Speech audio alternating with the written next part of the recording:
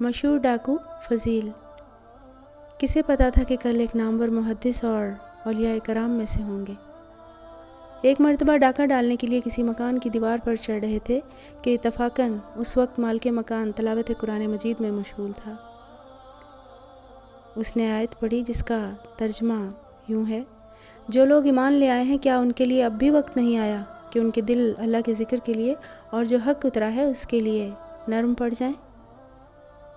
جو ہی یہ آیت سنی، فضیل بن ایاز رحمۃ اللہ علیہ اللہ کے خوف سے کانپنے لگے اور بے اختیار منہ سے نکلا: آ گیا میرے رب، اب اس کا وقت آ گیا۔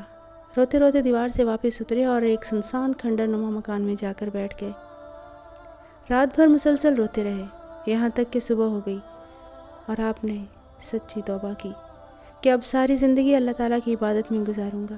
اس کے بعد آپ نے علم حدیث حاصل کرنا شروع کیا، یہاں تک کہ اپنے دور کے بلند پایہ محدث اور مشہور اولیاء کرام میں سے ایک ہوئے۔